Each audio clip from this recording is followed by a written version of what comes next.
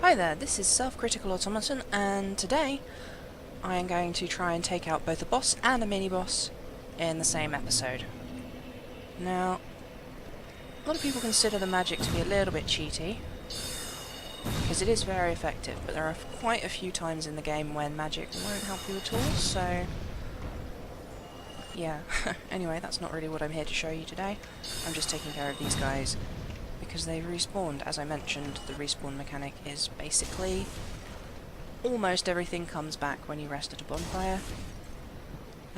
Certain enemies, most of which are not hollows, don't come back. In fact, I think every hollow enemy in the game comes back. Let's see if we can kick this guy off the edge, because... Ha! Have a nice fall... No, shit, okay.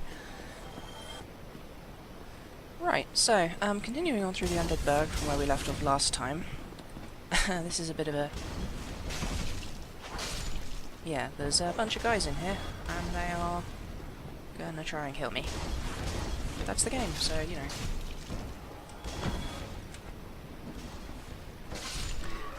Yes, it was mentioned to me that I had forgotten to point out that you can kick someone's shield aside, and that's absolutely true. By the way, the reason I ran across that bridge is because there's guys up on top of here throwing firebombs. Yeah. When I use firebombs, it's a clever tactical decision. When they use firebombs, they are just being dicks. So, sorry about your table, man.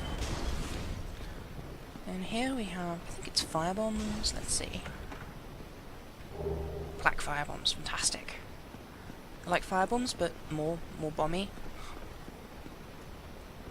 And this little nook here basically exists to give a hint that there's a shortcut. As you can see, there's a staircase leading down there. And back in the previous room where we were attacked by 3 people at once, because, you know, hollows don't have a sense of fair play, there's this gate over here. Later on we can get this from the other side and open up a shortcut. There are pretty much 3 main progression markers in this game. There's shortcuts, there's bosses, and there's bonfires. Since bonfires act as checkpoints, they're a pretty clear indicator of your progression. You find a new bonfire, you're like, ah, fantastic, save point, even though it's not technically a save point. And, let's see if we can't, introduce these firebombers to the axe. There's normally 3, where's the other one? Did he fall off? Anyway, I don't think they've noticed me. Can I sneak up on them? Step. Step, step, step. Suck on that. Hey, I just need to axe you a quest. Oh, shit. Right, well, he got me. I'll give him that. Just dispose of the corpse. Oh, what's that down there? It looks like there's an item. I should try and get that. Of course, obviously I know that that item is there and I know what it is. Can I get the drop on this guy? Yes! Haha! Sucks to be you. Swearing a lot this time, not that sucks is a swear. What's this? Dunno. What's this? Beware of a sniper. Good advice. He's up here, and if you don't know he's there, he's quite likely to, well, snipe you, since he's a sniper. Let's just drop down here. Now, this door over here is one of the reasons we bought the residence key. If you have the master key, you can open it without the residence key, but you need the residence key later anyway, so. And then here we have a very useful item, gold pine resin. I think this is the only permanent item. I mentioned last time that all of the items in chests or on, like, pre-existing corpses are always there on every playthrough. It's the same item in the same quantities. Items from enemies, there's a chance for certain items to drop, so this guy might drop a shield, probably won't. Or a spear, and so on.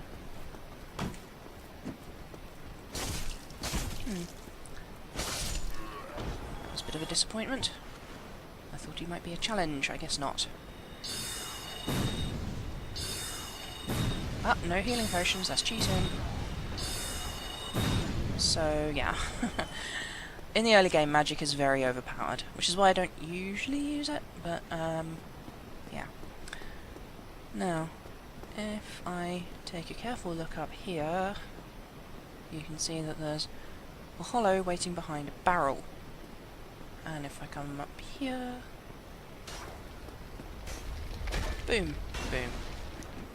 Bit of a miss, but, you know, what do you expect? His brain's mush. Rotted away. That's what happens when you drink too much Estus. Okay. This way heads down to that item we saw earlier, but as you can see, there's a very tall figure between me and it. Now, I'm going to try and be a bit... actually, no. First, I'm going to equip my black fire bombs, because they are very effective against pretty much everything. Now, looking onto this guy, as you can see, he's bigger than me, he's got lots of armour, he's got a shield and a big sword. I'm going to try and be a clever clogs and sneak up on him. If I can get close enough, I can get a backstab on him before he'll spin around and spot me. Yow, okay. That was close, he nearly killed me. Let's see if we can bait out another attack, so I can heal. Now, since I've pissed him off, I have to be quite careful not to let him hit me, because, you know, he can kill me in 2 hits, or with some of his attacks 1 hit, so... ouch.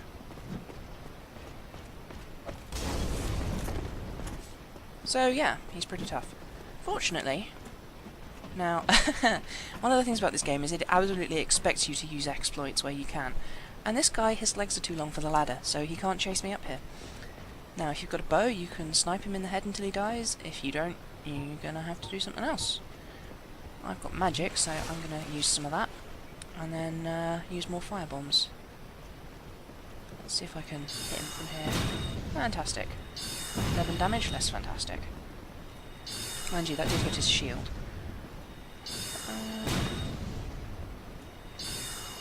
Still, I probably won't need my magic for the boss, so I might as well just waste it all on this jerk. Ah, 38. Better angle here. Like I said, this is a bit of an exploit, but it's... the game's designers absolutely put enemies that are too tough for you, expecting you to use exploits to defeat them. That's basically just how the game is. And since there's only a limited supply of firebombs in the game, I don't really want to waste any more on him. So, 3 soul arrows left, that's pretty good. Haha! How's that for acrobatics? Well, we're only 8 minutes in, and I've taken down the mini-boss. I haven't said anything that useful, but, you know, hey, I've taken down the mini-boss, I'll probably take down the boss too. We might even get to meet my special friend. Ha! Shall we see how this poor fellow died, or lady as the case may be? One of the game's sort of casual fade-in, fade-out multiplayer features is that sometimes you see the ghosts of other players running around doing stuff, sometimes you find another player's bloodstain. If you activate their bloodstain, you can see what killed them.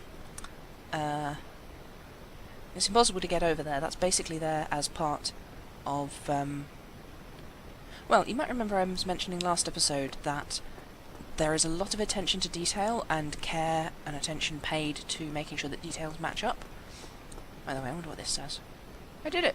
Good for you. So, over here we have the blue tearstone ring. Now this is what I'm talking about when you find items on corpses that are always there. The blue tearstone ring is always here, and it's very useful. And it's the first ring you can really find in the game apart from the Ring of Sacrifice, and as I said, Ring of Sacrifices are the only consumable rings, so they don't really count as rings. Anyway, yeah, that's the Black Knight. We've killed him. I'm going to talk about Black Knights quite a bit later on, but, you know, I'm trying not to front-load my lore discussions because then I won't have anything to talk about later on. However, it is important for my theories about this this world that he turned into mist when I killed him. Sort of. I usually use the phrase shimmered out because he sort of shimmered away into mist and disappeared. Now, I'm pretty sure I've picked up everything there is to pick up here in the Undead Burg. It looks like there's probably something down there, but there isn't. That's basically there so that you can dodge out of the way of the... oh, that was close. So that you can dodge out of the way of the flaming barrel. I wonder what this person put over here. I can't take this. Well, I can. I mean, the undead Berg is pretty easy. I'm not even an expert at this game, I'm just, I mean, I'm pretty bad at this game, I'm just, you know, familiar with it. So, the reason that this, this broken bridge is here is so that you can get back down after you've dodged out of the way. Basically, they expect you to dodge out of the way of the barrel and fall off that edge, land on the ledge, and then have to come around here to get back up again. But there wouldn't be a ledge there without a reason for there to be a ledge there, architecturally speaking. In most games, they'd probably just have a broken ledge here, and it'd be fine. But in Dark Souls, they want you to know that this was a living, breathing place once. There wouldn't be a bridge here without something on the other side, so they have to provide us with something on the other side to look at. That's why there's an archway over there. This has led to much frustration as I spot things that are there for that purpose, rather than as indicators that there might be a secret item. I'm pretty sure there's nothing over there. I've never managed to get over there, and I haven't heard of anyone else getting over there, so, you know. Also, praise the sun indeed. Let's upvote that. Always upvote praise the sun, because the sun is a gentle god. That's not actually true, the sun's kind of a dick in this, you know, it's very, very Zeusy. Although Zeus isn't the god of the sun, Gwyn, however, is. That's locked. Okay then. If we had the master key, we could open that now and go fight. I suppose it would be spoilers to say. Go fight someone. Okay. Now, over here, let's see if we can find it. No, it might be on the next ledge. Yep. The game's crafting system uses various kinds of titanite that we can. Titanite? Yeah, titanite. That we can find scattered throughout the world. Some enemies drop it, so there is a technically infinite supply of titanite, but there's also lots of fixed locations. Aha! There it is. This, my friends, is a titanite lizard. And what it is it's a big fat lizard with a whole bunch of legs. And see if I can get it to flip over. Come on. Come on. There we go. And, yeah, it's basically a weird little lizard that, has a big crystal on its back. That crystal is a chunk of titanite. These don't respawn, but, yeah, they don't respawn, but they do drop lots of titanite. So, here we have... Huh, I don't even know what that's supposed to mean. Here we have the next fog gate. Now, most of the fog gates indicate that there is a boss ahead. Some of them don't. Some of them are just for partitioning content, and if you ever get invaded by another player, all of the fog gates will reactivate, trapping you in a specific chunk of the game world until your opponent is either dealt with or deals with you. Or the timer runs out. There is a timer, so people can't just chase you forever. Now, you might have noticed I've climbed straight up this ladder. That's because there's these two chaps here, and if I run forwards, they're going to shoot me in the back because, well, you know, they're hollows. You don't have. Oh my god, he dodged me! I can't believe he dodged me. What the fuck? That's not fair. I'm not allowed to dodge. Dodging is my special move. Whoa! I do not want to die. Now, aha! It was a mistake for you to do a thrust at that moment, foolish hollow warrior. So yeah, I can't remember what I was saying. I'm sure it wasn't important. So yeah, having taken those guys out, it's time to go wake up the boss.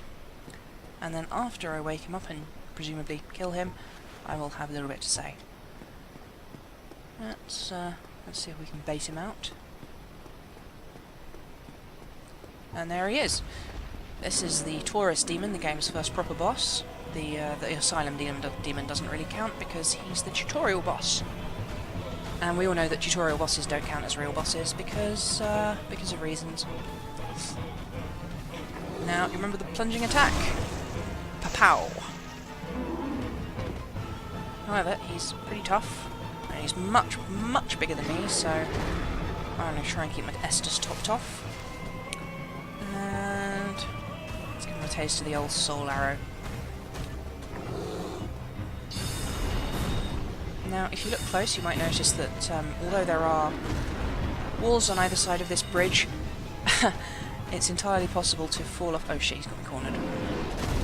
Ha! Sucks to be him. I'm too nimble, I'm too quick. I'm gonna stab you in the dick. Actually, no, I'm just gonna throw fireballs at him because I can't really be bothered to fight him, he's just too easy.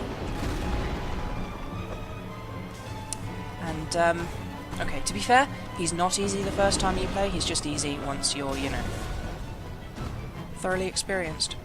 You might notice he jumps back from time to time. When he jumps back, it's actually entirely possible, if you are standing at the right angle, to bait him into jumping backwards off the edge, which is a fantastically showy way to deal with him. Instantly, I always say him. There is no real reason for that. I mean, it's not like these things are explicitly gendered in any way. But, demons are referred to as... No, they're not actually referred to as the sons of... Well, one demon is... One demon we're going to meet later on is referred to as the son of an individual. And it's actually questionable as to whether or not he's a demon. But, one of the things about the way mythologies work is that demons are always a kind of a thing, you know? The word demon might not mean angel who fell from heaven, or evil spirit necessarily. Those are what it means most of the time in most of the religions and mythologies and so on in the real world. But, ouch. Let's see if I can plug a lug, take a chug, delicious Estus. Oh shit, he's going to be backed up. I'll try and get on the inside of him. Woo! Okay. There we go. Just can't get enough of that delicious Sunny D. Boom! And he is down! So yeah, several of the early bosses are demons, and the question of what is a demon is an interesting one. Like I said, every game has its own mythology, and, well, not every game. Fantasy games always have their own fantasy mythologies, which are often based on and use words from actual myth, hence demons, gods, etc.